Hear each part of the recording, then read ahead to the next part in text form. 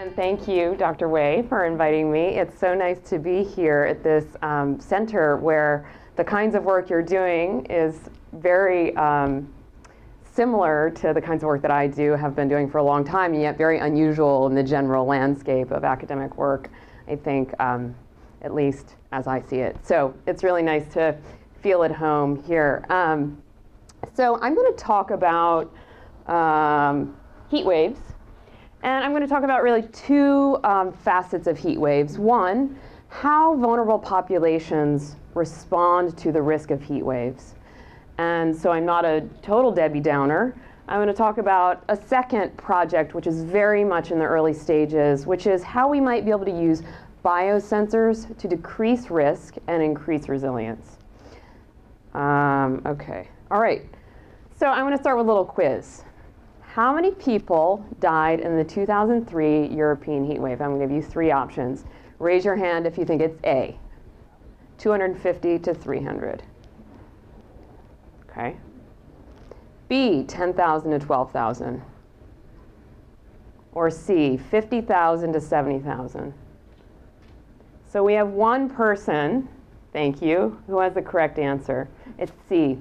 50,000 to 70,000 people died in the 2003 heat wave.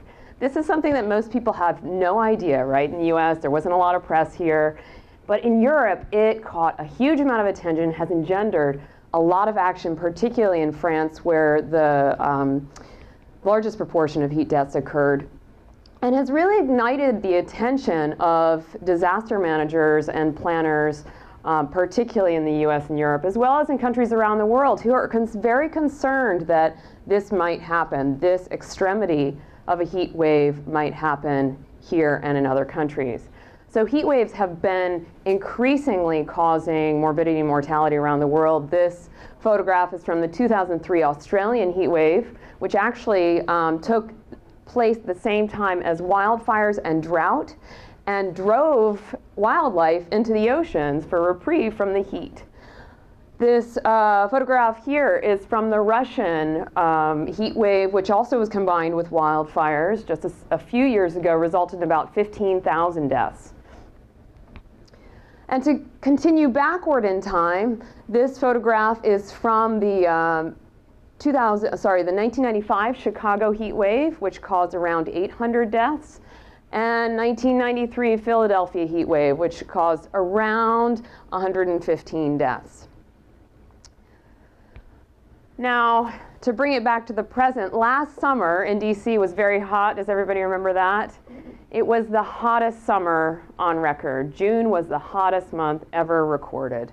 So the last 9 of the last 10 years in the United States have been the hottest years on record. So we are increasingly facing increasing both average temperatures as well as temperature extremes. So researchers are beginning to try to link temperature change with climate change, and it's, as you probably well know, it's very hard to say that any particular outcome, ecological or social, is a direct impact of climate change. And yet some researchers are beginning to be willing to take the step forward and say certain proportions of heat waves are actually caused by climate change. And this is true now of the Russian heat wave, as well as actually last year's heat waves and heat increase. So the IPCC, the Intergovernmental Panel on Climate Change, is saying, as well as many other researchers saying, that climate change is projected to increase in overall average as well as intensity of extreme heat events. And so you might hear me refer to heat waves as extreme heat events. These terms are all interchangeable. And heat waves are projected to increase 100-fold by 2040. So this is less than 30 years. We're looking at something like 100-fold increase. So this is one of, I would say, our biggest concerns about impacts of climate change is heat waves. And yet it's something that we're not yet devoting a lot of attention to as a disaster response community or even as researchers. So to give you a little bit more specifics, has everybody seen this graph before? The famous hockey stick graph that projects IPCC scenarios of development. As we heard earlier this week, this is the trend the highest growth scenario trend that we've been on, and as we heard earlier this week, we just passed 400 parts per million. And this will fluctuate a little bit. We'll come underneath 400 and we'll go above 400. And this is a particular note for concern, because what this in part indicates is that we are going far beyond what we originally projected, which means that some of these facts that I'm going to point out to you are probably underestimates of what we're expecting to see. So the IPCC says that it's virtually certain, and who here is familiar with this IPCC certainty language? So this is the most certain we can get, virtually certain, that an increase in frequency and magnitude of temperature extremes will occur. So based on the highest growth scenarios, the IPCC says that a 1 in 20 year hottest day is likely, now this is slightly less certain, is likely to become a 1 in 2 year event by the end of the century. So we're looking at these extreme heat events that we see very occasionally becoming quite common. Now, heat waves have impacts on health and on multiple other sectors. In the United States, heat wave mortality is greater than all other disasters combined. Before I started working on heat waves a few years ago, I had no idea that heat wave mortality was so big, because we don't actually hear that much about it, right? We also see increasing individual level stress during heat waves, increases in crime. So these are some of the social dimensions, as well as economic impacts of heat waves in the US as well as internationally. We see impacts on agriculture. Often heat waves are coupled with drought, as well as lost productivity and stresses on infrastructure and energy. So for example, during the 2003 heat wave in Europe, in France, a number of the nuclear facilities that were powering their grid went out because the water was too hot for the nuclear facilities to be able to function properly. So this had a tremendous impact outside of the bounds of what they might normally expect from a heat wave.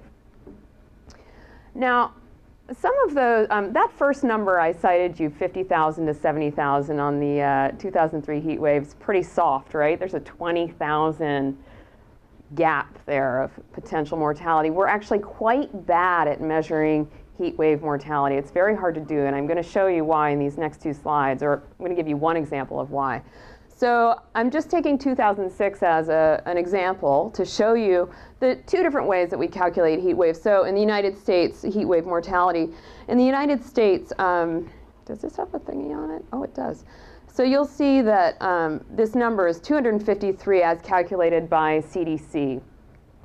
Essentially, there's mandatory reporting from all states on mortality, so it's aggregated from localities as reported by medical examiners and coroners who are actually not trained to identify heat wave deaths. There's no standard definition employed by medical examiners and coroners. So this is a very rough estimate. We'll see the same year, this is a very recent analysis also by CDC that is clearly estimating a lot more deaths. This is separated by male and female. So we're looking at something closer to, I would say, 1,000 deaths for that same year. So we are really, at least in the United States, and I would argue many other countries, having a hard time understanding how heat actually affects mortality and morbidity in general, looking at these kinds of estimates. We do think so far that there are particularly vulnerable populations to heat waves, so in particular older adults, people over the age of 65, children, particularly under the age of 5, as well as people with comorbidities, diabetes, heart conditions, etc. People of lower socioeconomic status tend to live in areas with higher temperatures, and I'll talk about that a little bit more in a moment. As well as people of lower educational levels tend to have been statistically correlated with higher heat wave risks and higher heat stress areas. And we've also seen in landmark books such as Kleinenberg's heat wave study that poverty, crime, and social isolation in particular are result or increased risk for heat waves, because these are areas where, for example, as Kleinenberg outlines, people don't want to open their windows in order to ventilate their homes because they're afraid of the crime outside. And also in the case of Chicago, that his case study explores, there's often a very uncoordinated city-level response to extreme events like heat waves. And I'll talk just a tiny bit about my research on that in the coming slides. Now, the United States has been attempting to begin to prepare for heat waves. The National Oceanic and Aerospace Administration has committed to developing heat wave warning systems for cities over 500,000 people. They've had difficulty garnering the resources in order to be able to do this, but have begun to make these plans. And as the IPCC emphasizes, national systems are at the center of capacity building and meeting the challenges of heat wave preparedness. And I want to point to two pieces. This is one page from the EPA handbook on heat waves. And I want to point to what they emphasize on reaching out to the public, both through the media, information campaigns, as well as operating community centers, new cooling centers. These are two of the fundamental pieces that I've seen in my research, as well as EPA is emphasizing as strategies to be prepared for heat waves and to prevent heat wave impacts. And this is all an attempt to increase resilience, and probably you here in this audience have seen this definition and like 15,000 other definitions of heat waves, of resilience, and so we're not going to have a debate about if this is the correct definition. I'm just going to keep going. But it's an attempt to decrease vulnerability and increase resilience of particularly vulnerable populations. And yet these efforts have been very hampered by a number of factors. There's really a lack of awareness of heat risks, particularly on the part of vulnerable populations. So in research to date, of which there is actually very little, we've seen that the most vulnerable populations are not changing their practices during heat waves to decrease their risk. 25% in one survey of those without air conditioners said they would refuse to go to a cooling center in an emergency, and 22% would ask for assistance with cooling and hydration. So we're looking at a range of responses here. Even in response to targeted messengers, some seniors do not change their behavior. And so we're looking at potentially those messages that EPA is saying we should send out falling on deaf ears.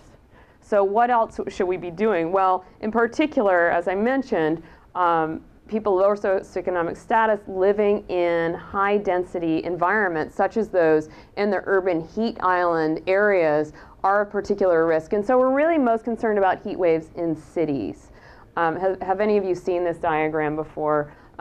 Okay, great. So one of you, so essentially what takes place, and this is really common sense, is in high-density environments where there's a lot of concrete that will absorb heat during the day. This heat actually does not gets released very slowly over time. So these areas in cities can be higher than average temperature by 8 to 10 degrees above average temperatures. This is also particularly important because human beings need to cool down at night, even if we're not cooling during the day, just in order to be able to thermoregulate properly. And when you have this kind of environment, you're unable to cool down during the night because this is the time when this heat is being released out of the concrete, out of these dense urban environments. So now I'm going to get to my research, and I have not been looking at my time at all. So I'm just going to keep talking, and please do interrupt me if there are things that you want to ask as I'm going along. I should have said that before. So first, I'm going to talk to you about one project entitled Reducing Social Disparities of Heat Waves in a Changing Climate. This was a CDC-sponsored project run by the University of Michigan, Marie O'Neill, in the School of Public Health, and I and several other co-PIs. It's really a quantitative-qualitative study. The quantitative piece looking at meteorological triggers of heat health warning systems, including in particular temperature and air mass, and tracking these meteorological factors with excess mortality, especially between 1989 and 2000. And then a qualitative piece, which is a four-city case study, which is really what I was working most on, is the qualitative piece, looking at existing mitigation and adaptation strategies and barriers and catalysts to the adoption of these strategies.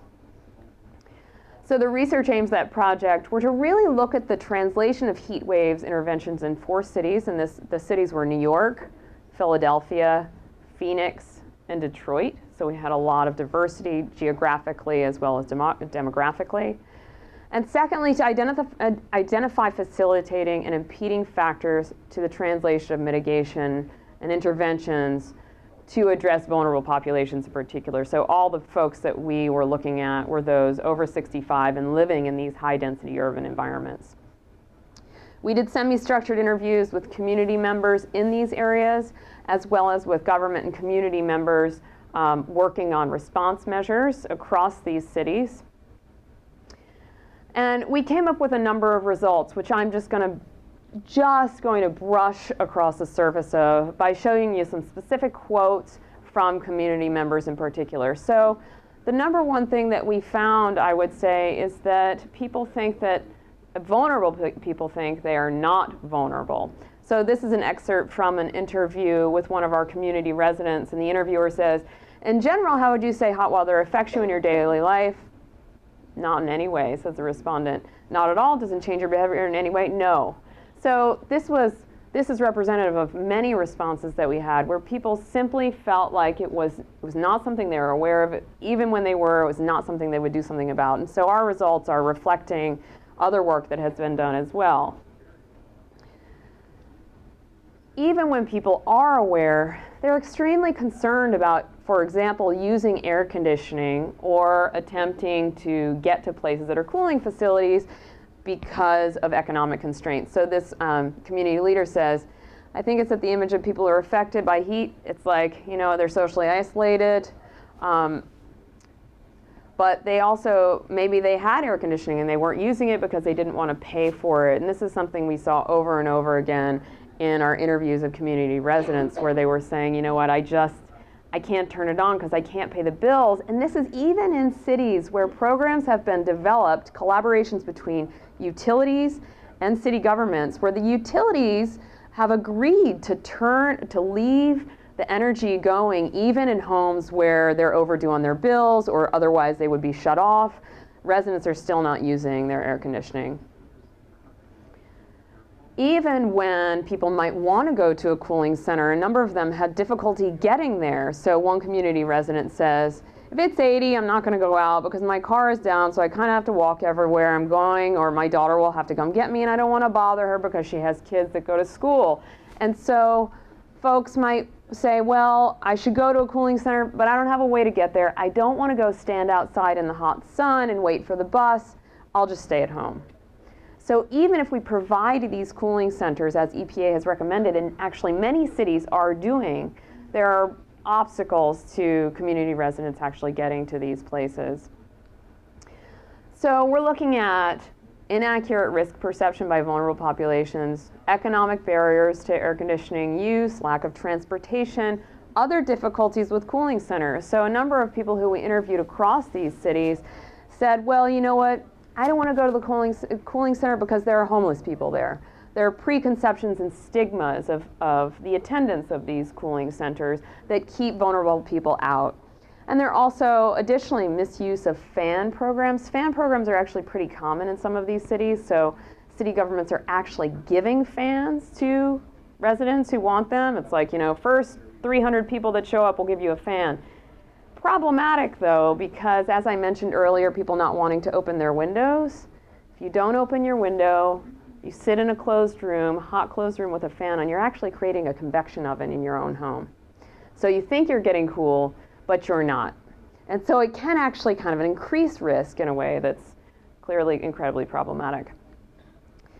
Now, there are some positive sides. Some people are able to rely on their social and familial networks to be able to help decrease their risk. So one community resident said, my daughter, she calls me and she says, Mom, I heard the news.